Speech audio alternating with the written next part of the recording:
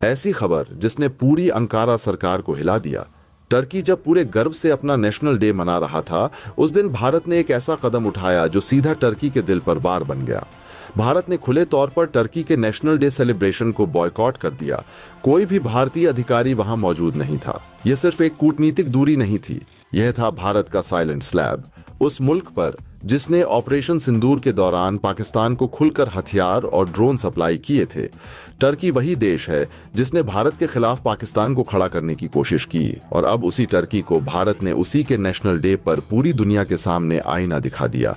Turkey की राजधानी Ankara उस सुबह असाधारण रूप से जगमगा रही थी। हर सरकारी इमारत रोशन, हर सड़क पर झंडे और हर चेहरे पर गर्व। नेशनल डे पर दुनिया को अपनी ताकत दिखाने की तैयारी थी। राष्ट्रपति भवन की ऊंची बालकनी पर पहरा दे रहे गार्डों की आंखें इस बात पर टिकी थीं कि आज कोई कमी न रह जाए। आखिर ये सिर्फ राष्ट्रीय उत्सव नहीं, टर्की की बढ़ती शक्ति का प्रदर्शन था। राजनयिक मंडप में विदेशी मेहमानों के लिए लाल कालीन बिछ चुके थे, शैंपेन के गिलास सज चुके थे और एंथम की धुनें रिहर्सल में गूंज रही थीं। लेकिन इस चमक के बीच एक सवाल हवा में तैर रहा था, भारत का प्रतिनिधि कहाँ है? शुरू में इसे प्रोटोकॉल गड़बड़ी समझा गया, फिर देरी मानी गई, लेकिन जैसे जैसे घड़ी ने समय काटा, दूतावास अधिकारी फुसफुसाने लगे। टर्की के विदेश मंत्रालय के वरिष्ठों की भौहें सिकुड़ने लगीं। भारत वो देश जिसके साथ टर्की पिछले साल पाकिस्तानी को हथियार और ड्रोन देने के बहाने सीधे टकरा चुका था, क्या वाकई आज के दिन अनुपस्थित रहने का साहस करेगा? कुछ सेकंड, फिर कुछ मिनट बीते और अंत पुष्टि हो गई। भारत ने टर्की के नेशनल डे को बॉयकॉट कर दिया था। कोई आधिकारिक बयान नहीं, कोई ट्वीट नहीं, बस कूटनीतिक सन्नाटा। साइलेंट स्ट्राइक, एक ऐसा तमाचा जिसकी आवाज धीरे धीरे पूरी अंकारा के गलियारों में गूंजने लगी। टर्की के रणनीतिक सलाहकारों ने तुरंत रिपोर्टें इकट्ठी करनी शुरू कर दी। ऑपरेशन सिंदूर के दौरान पाकिस्तान को दी गई सपोर्ट क्या अब उल्टी पड़ रही थी? भारत ने उस समय चेतावनी दी थी कि उसके धैर्य को कमजोरी न समझा जाए, और आज दुनिया देख रही थी कि चेतावनी अब कूटनीतिक वार में बदल चुकी थी। भारत की ओर से कोई स्पष्टीकरण न आना टर्की की बेचैनी को और बढ़ा रहा था। टीवी चैनलों पर बहसें शुरू होने लगीं। एक्सपर्ट्स अनुमान लगाने लगे कि यह सिर्फ शुरुआत है, कहीं भारत कोई और कदम तो नहीं उठाने वाला। विपक्षी नेता सरकार पर चढ़ बैठे, क्या यह इशारा है कि विदेश नीति में कहीं चूक हुई है? और तभी दोपहर होते होते खबर आई जिसने पूरी अंकारा को राजनीतिक भूकंप में धकेल दिया। भारत ने उसी दिन साइप्रस के विदेश मंत्री को दिल्ली बुला लिया था। साइप्रस वो देश जिसे टर्की अब भी अपनी सबसे बड़ी जियोपॉलिटिकल चुनौती मानता है। यह कोई सामान्य कूटनीतिक मुलाकात नहीं थी। दिल्ली में उसके आगमन की आवाज दुनिया तक पहुंच गई। जश्न के ढोलकों की गूंज अचानक विश्लेषणात्मक बहसों और भय की फुसफुसाहटों में बदल चुकी थी। टर्की ने तुरंत राष्ट्रीय सुरक्षा समिति की आपात बैठक बुलाई। यह अब सिर्फ बॉयकॉट नहीं था, यह संदेश था। भारत ने चुपचाप दुनिया को बता दिया था कि अगर कोई देश पाकिस्तान के साथ भारत के खिलाफ खड़ा होगा तो वह ये से अकेला नहीं बचेगा।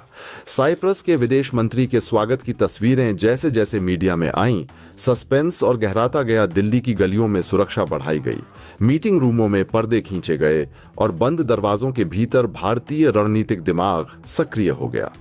चर्चा सिर्फ रक्षा समझौतों की नहीं थी, यह समुद्री गठजोड़, ऊर्जा गलियारों और इंटेलिजेंस साझा करने पर केंद्रित थी। विदेश मंत्रालय की एक वरिष्ठ अधिकारी ने मुस्कुराते हुए सिर्फ इतना कहा, सही समय आता है। सही जवाब भी अब टर्की को समझ आ चुका था कि भारत सिर्फ जमीन पर नहीं, कूटनीति के शतरंज पर भी चालें जीतना जानता है। दुनिया के शक्तिशाली राष्ट्र इस चुप्पी में छिपे संदेश को पढ़ने की कोशिश कर रहे थे। एशिया की भू राजनीति अब बदल रही है। यह महज बदले की राजनीति नहीं, यह रणनीतिक संतुलन का खेल था, जहां भारत ने बिना आवाज उठाए वैश्विक ध्यान अपनी ओर खींच लिया था। रात होते होते अंकारा में माहौल तनावपूर्ण था। जश्न की रोशनी अब धुंधली लग रही थी, उस पर छाया अनिश्चितता का पर्दा भारी पड़ रहा था। रक्षा विश्लेषकों ने सवाल उठाना शुरू कर दिया, क्या भारत साइप्रस के साथ नौसेना सहयोग बढ़ाएगा? क्या यह टर्की के भूमध्य सागरीय प्रभाव पर सीधा वार नहीं होगा? और सबसे बड़ा प्रश्न, क्या यह यूरेशियन शक्ति संरचना में नई धुरी बनने की शुरुआत है?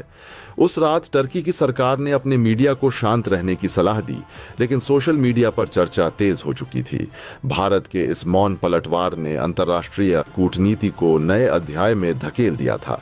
दुनिया के स्ट्रैटेजिक थिंक टैंक इस साइलेंट मूव को न्यू एज डिप्लोमेसी कहने लगे, जहां युद्ध तलवारों से नहीं समय सही संदेशों से लड़ा जाता है। सुबह जब सूरज उगा, अंकारा की सड़कों पर रोशनी जरूर फैली, पर राजकीय गलियों में अब भी अंधेरा था भविष्य की चिंता का। भारत ने न कोई धमकी दी, न कोई भड़काऊ बयान। उसने बस एक उत्सव को अनदेखा किया और एक दुश्मन राष्ट्र के प्रतिद्वंद्वी को गले लगाकर दुनिया को दिखा दिया। कूटनीति में सबसे तेज आवाज हमेशा गरज नहीं करती, कभी कभी खामोशी ही सबसे घातक होती है। और टर्की, वह अब समझ चुका था कि वह जिस भू राजनीतिक खेल को साधारण समझ रहा था, उसमें भारत ने अपनी चाल कहीं पहले ही चला दी थी। इतनी चुप, इतनी गहरी और इतनी रणनीतिक कि जब आवाज आई तब तक वक्त हाथ से फिसल चुका था।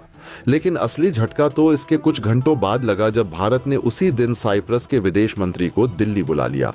वो साइप्रस जो टर्की का सबसे बड़ा जियोपॉलिटिकल दुश्मन है, यह कोई आम मुलाकात नहीं थी, यह एक प्रतीक था। भारत ने दुनिया को साफ संदेश दे दिया कि जो देश पाकिस्तान के साथ खड़ा होगा, भारत उसके विरोधी के साथ खड़ा होने से पीछे नहीं हटेगा। साइप्रस के विदेश मंत्री ने भारत में खड़े होकर ऐसा बयान दिया जिसने टर्की की नींव हिला दी। उन्होंने कहा, हमारे द्वीप पर एक इन्वेडर है, एक आक्रांता है जो हमारे इलाके पर कब्जा जमाए बैठा है। यानी बिना नाम लिए उन्होंने साफ टर्की पर हमला बोला, और भारत ने यह मंच जानबूझकर इसी दिन दिया ताकि संदेश साफ जाए। अगर टर्की पाकिस्तान का साथ देगा तो भारत टर्की के दुश्मनों को मंच देगा। अब सोचिए, यह वही टर्की है जो सोशल मीडिया पर पाकिस्तान के साथ मिलकर भारत की छवि खराब करने में लगा रहता है। प्यू रिसर्च के सर्वे के अनुसार टर्की की जनता में 56% लोगों का भारत को लेकर नेगेटिव नजरिया है, यानी आधे से ज्यादा टर्किश नागरिक भारत को पसंद नहीं करते। सोशल मीडिया पर यह गुट एकजुट होकर भारत के खिलाफ ट्रोल आर्मी की तरह काम करता है। इंस्टाग्राम पर भारत के किसी गरीब इलाके का वीडियो दिखाकर टर्किश और पाकिस्तानी अकाउंट्स भारत को बदनाम करने में जुटे रहते हैं। लेकिन अब यह सब उतना आसान नहीं रहेगा, क्योंकि भारत ने जो भू राजनीतिक गेम शुरू किया है उसमें टर्की का हर कदम उल्टा पड़ने वाला है। भारत और साइप्रस की यह साझेदारी केवल कूटनीतिक मुलाकात नहीं, बल्कि आने वाले वर्षों की दिशा तय करने वाला फैसला है। जयशंकर और साइप्रस के विदेश मंत्री ने India Cyprus joint action plan 2025 से 29 पर चर्चा की, और दोनों देशों ने फैसला किया कि वे एक साथ यूरोप और एशिया की नई शक्ति संतुलन को परिभाषित करेंगे। खास बात यह है कि साइप्रस यूरोपीय यूनियन का सदस्य है और साल 2026 में वह ईयू की प्रेसिडेंसी संभालेगा, यानी भारत के लिए यह सुनहरा मौका है। यूरोपीय राजनीति में अपनी पकड़ मजबूत करने का साइप्रस के जरिए भारत यूरोपीय यूनियन के भीतर उस आवाज को बढ़ा सकता है जो टर्की और पाकिस्तान के खिलाफ हो। यही नहीं, भारत अब अपने पुराने कूटनीतिक कार्ड्स नए अंदाज में खेल रहा है। टर्की ने जैसे पाकिस्तान को ड्रोन और वेपन सप्लाई किए, भारत भी अब ग्रीस के साथ मिलिट्री पार्टनरशिप मजबूत कर रहा है। ग्रीस टर्की का दूसरा बड़ा दुश्मन है। टर्की की सरकारी मीडिया टीआरटी वर्ल्ड खुद चिंतित होकर रिपोर्ट कर रही है कि भारत और ग्रीस के बढ़ते सैन्य रिश्ते टर्की के लिए खतरा बन सकते हैं। रिपोर्ट में यह भी बताया गया कि भारत ग्रीस को 1000 से 1500 किलोमीटर रेंज वाली क्रूज मिसाइलें देने की तैयारी कर रहा है। वही मिसाइलें जिनसे भारत ने ऑपरेशन सिंदूर में पाकिस्तान की एयरबेस तबाह कर दी थी। अब अगर वही हथियार ग्रीस को मिल जाते हैं तो टर्की का संतुलन पूरी तरह बिगड़ जाएगा। टर्की के मीडिया में एक और डर लगातार दिख रहा है। भारत और ग्रीस की नजदीकियां अब केवल डिफेंस तक सीमित नहीं रहेंगी। भारत ग्रीस को टेक्नोलॉजी, साइबर सुरक्षा और सैटेलाइट नेटवर्क में भी सपोर्ट दे सकता है, यानी टर्की के चारों ओर अब भारत का रणनीतिक घेरा बनने लगा है। एक तरफ साइप्रस, दूसरी तरफ ग्रीस और ऊपर से यूरोपीय यूनियन की सदस्यता के जरिए यूरोप की कूटनीति। ये वही स्थिति है जिसे अंतर्राष्ट्रीय विश्लेषक स्ट्रेटेजिक इंक्लूजन और ऑफ टर्की बाय इंडिया कह रहे हैं। अब सवाल यह भी उठता है कि क्या टर्की खुद अपने लिए मुसीबत खड़ी कर रहा है? जैसे ही भारत ने अपने असली पत्ते खोले, तुर्की की रणनीतिक नींव मानो हिल गई। जिस ड्रोन तकनीक पर वह वर्षों से अकड़ता था, वही अब भारत के नए सिस्टम्स के सामने धुआं बनकर आसमान में विलीन हो रही है। बीते कुछ हफ्तों में भारतीय रक्षा अनुसंधान संगठनों ने एक ऐसा उन्नत इलेक्ट्रॉनिक वॉरफेयर और एंटी ड्रोन सिस्टम तैनात किया है जिसने तुर्की के अत्याधुनिक बैरक्तार और उसके नए स्टेल्थ ड्रोन को भी पलक झपकते ही निष्क्रिय कर दिया। सीमा के एक गुप्त सेक्टर में हुए ट्रायल में तुर्की के सहयोग से भेजे गए कुछ अज्ञात मॉडल ड्रोन को भारतीय सिस्टम ने न सिर्फ पकड़ लिया बल्कि उन्हें हवा में ही ऐसे काट गिराया जैसे तलवार रुई पर चल रही हो। इस घटनाक्रम के बाद अंकारा के स्ट्रेटेजिक कमरों में घबराहट की लहर दौड़ गई। देर रात तक चलने वाली मीटिंग्स में न तो कोई ठोस जवाब मिला, न ही कोई नई रणनीति। सूत्रों के मुताबिक तुर्की के शीर्ष सैन्य अधिकारी और रक्षा उद्योग के प्रतिनिधि एक ही सवाल पर अटके हुए हैं। आखिर भारत ने ऐसा क्या कर दिखाया जो उनकी ड्रोन तकनीक की पूरी ताकत को पल भर में ध्वस्त कर गया। एक ओर तुर्की के मीडिया में इसे तकनीकी झटका बताया जा रहा है, तो दूसरी ओर कुछ हलकों में यह माना जा रहा है कि भारत ने साइबर और इलेक्ट्रॉनिक वॉरफेयर के मेल से एक ऐसा गुप्त तंत्र विकसित कर लिया है जो न केवल ड्रोन को गिरा सकता है बल्कि उन्हें अंधा भी कर सकता है। हालात इतने गंभीर हो चुके हैं कि तुर्की की शीर्ष सैन्य परिषद ने आपातकालीन समीक्षा बैठक बुलाई है। बंद दरवाजों के पीछे विशेषज्ञों की टीमें रिकॉर्डिंग्स और डेटा का गहन विश्लेषण कर रही हैं, लेकिन हर बार जवाब शून्य निकल रहा है। भारत ने अपने पत्ते इतने गोपनीय और रणनीतिक तरीके से खोले हैं कि न तो सिस्टम की संरचना लीक हुई, न ही उसके ऑपरेशन का कोई संकेत मिला। इसी रहस्य ने तुर्की के रणनीतिक गलियारों में सन्नाटा फैला दिया है। अब सबकी नजरें इस पर टिकी हैं कि भारत अगले कदम में क्या करेगा। क्या यह सिर्फ एक चेतावनी थी या किसी बड़े खेल की शुरुआत? सस्पेंस गहराता जा रहा है और अंकारा के कमरों में हर सांस अब रणनीति की आहट सुन रही है। वहीं अब भारत की नई हवाई सुरक्षा के सामने जैसे पत्थर की दीवार से टकरा रहे हो। तो आखिरकार पूरी डेवलपमेंट क्या है? चलिए इसे थोड़ा गहराई से समझते हैं, बिल्कुल ही आसान तरीके से। लेकिन उससे पहले अगर आप वीडियो देख ही रहे हो तो बस एक सेकंड निकालकर एक लाइक बटन दबा दो और चैनल को सब्सक्राइब कर लो। आपके लिए एक सेकंड होगा लेकिन हमारे लिए बहुत बड़ी मदद है। और साथ ही आप बताएं कौन सी सिटी से वीडियो देख रहे हैं ताकि हमें पता लग सके हमारी वीडियो कहां तक पहुंच रही है। अब पाकिस्तान के चेहरे पर डर साफ झलकने लगा है क्योंकि उसका एकमात्र सहारा तुर्की की तकनीक अब भारतीय शक्ति के सामने बौनी पड़ चुकी है। भूमध्य सागर की लहरों में अब भारत का दम दिखाई दे रहा है। तुर्की के जहाज पीछे हट रहे हैं और भारत की नौसेना आगे बढ़कर अपनी मौजूदगी दर्ज करा रही है। अब खेल पलट चुका है। तुर्की मदद के लिए अमेरिका की तरफ देख रहा है, लेकिन अब कोई भी भारत के खिलाफ उतरने की हिम्मत नहीं जुटा पा रहा। भारत अब वो पुराना भारत नहीं रहा दोस्तों, ये नया भारत है जो जवाब नहीं परिणाम देता है।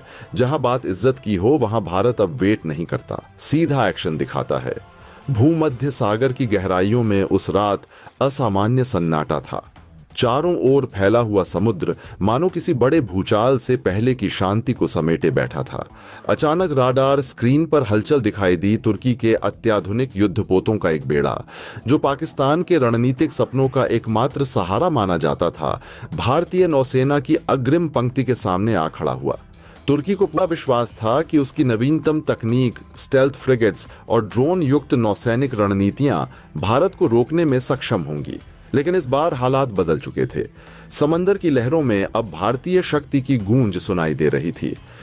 भारत ने कुछ ही सालों में अपनी नौसैनिक रणनीति को जिस तेजी से बदला था, उसने पूरी वैश्विक समीकरण को हिलाकर रख दिया। भारतीय नौसेना के पास अब सिर्फ जहाज नहीं बल्कि एक फोर्स मल्टीप्लायर तंत्र था, जहां सैटेलाइट निगरानी, आर्टिफिशियल इंटेलिजेंस आधारित ऑपरेशन और तेज हमले करने वाले सुपरसोनिक मिसाइल सिस्टम एक साथ काम कर रहे थे। भारतीय युद्धपोतों ने धीरे धीरे आगे बढ़ते हुए तुर्की के बेड़े को चारों ओर से घेरना शुरू किया। रात्रि की गहराई में लहरों से टकराते भारतीय विध्वंसक जहाजों की गूंज ने तुर्की कमांडरों के दिलों की धड़कनें तेज कर दी। पाकिस्तान के लिए यह क्षण निर्णायक था। उसने पिछले एक दशक में तुर्की की तकनीक पर अपना नौसैनिक भविष्य टिका रखा था। अपने सीमित संसाधनों और पुरानी तकनीक के कारण पाकिस्तान खुद अपने दम पर भारतीय नौसेना का सामना नहीं कर सकता था। इसलिए उसने तुर्की से आधुनिक कारवेट्स, ड्रोन और मरीन सिस्टम खरीदे और उम्मीद की कि भूमध्य सागर में भारत के बढ़ते प्रभाव को रोका जा सकेगा। लेकिन जब भारतीय नौसेना ने अप्रत्याशित रूप से अपने बेड़े को भूमध्य क्षेत्र में तैनात किया और गुप्त रूप से अपने रणनीतिक साझेदारों के साथ संयुक्त अभ्यास शुरू किए, तो तुर्की और पाकिस्तान दोनों को इसका आने का अंदाजा तक नहीं था। भारत ने इस पूरी रणनीति को महीनों पहले से गुप्त रूप से तैयार किया था। भारतीय खुफिया एजेंसियों ने सैटेलाइट और साइबर इंटेलिजेंस की मदद से तुर्की की नौसैनिक चालों को बारीकी से ट्रैक किया। जैसे ही तुर्की का बेड़ा एक विशेष रणनीतिक पॉइंट के करीब पहुंचा, भारतीय नौसेना ने अचानक एक ब्लैकआउट मूव किया, मूव किया। सभी कम्युनिकेशन बंद, लेकिन राडार और ऑप्टिकल निगरानी चालू। तुर्की के जहाजों को कुछ समझ में नहीं आया कि अचानक भारतीय बेड़े की पोजीशन कैसे बदल गई। जब उन्हें एहसास हुआ, तब तक भारतीय जहाज तुर्की के जहाजों को 3 दिशाओं से घेर चुके थे। इस बीच पाकिस्तान के रक्षा मंत्रालय में हलचल मच गई। वहां मौजूद अधिकारियों के चेहरों पर पसीना झलक रहा था। तुर्की पर उनका भरोसा डगमगाने लगा था। जिस तकनीक पर उन्होंने भरोसा किया था, भारतीय शक्ति के सामने बौनी लग रही थी। भारत ने न सिर्फ तुर्की के जहाजों को रोका, बल्कि उन्हें पीछे हटने पर मजबूर कर दिया। भूमध्य सागर की लहरों में अब भारत की उपस्थिति एक नई शक्ति के रूप में दर्ज हो चुकी थी। तुर्की के नौसेना कमांडरों ने आपात बैठक बुलाई और तत्काल अमेरिका से संपर्क साधा, लेकिन वॉशिंगटन का रुख अब पहले जैसा नहीं था। अमेरिका ने देखा कि भारत अब सिर्फ दक्षिण एशिया तक सीमित नहीं है, वह यूरो एशियाई समुद्री मार्गों में भी अपनी रणनीतिक उपस्थिति बढ़ा रहा है। हाल ही में उसने अफगानिस्तान और पाकिस्तान के बीच मध्यस्थता की पेशकश की थी। टर्की ने कहा कि वह दोनों देशों को अपने यहां बुलाकर मीटिंग करवाएगा ताकि तनाव कम किया जा सके, लेकिन यह मीटिंग बुरी तरह फेल हो गई। मीटिंग के बाद पाकिस्तान के रक्षा मंत्री ख्वाजा आसिफ ने अफगान तालिबान को धमकी दी, हम उन्हें फिर से गुफाओं में भेज देंगे। यानी पाकिस्तान अब खुद अमेरिका जैसी भाषा बोल रहा है, लेकिन ताकत उसके पास वैसी है नहीं। इस घटना ने साबित कर दिया कि टर्की जिस क्षेत्र को अपनी डिप्लोमेसी से नियंत्रित करना चाहता था, वहां भी अब उसकी पकड़ कमजोर हो रही है। दोस्तों, आपकी क्या राय है? कमेंट बॉक्स में जरूर से बताएं और साथ ही चैनल को सब्सक्राइब करना ना भूलें। आपके एक सब्सक्राइब से हमारी काफी बड़ी मदद होती है। जय हिंद।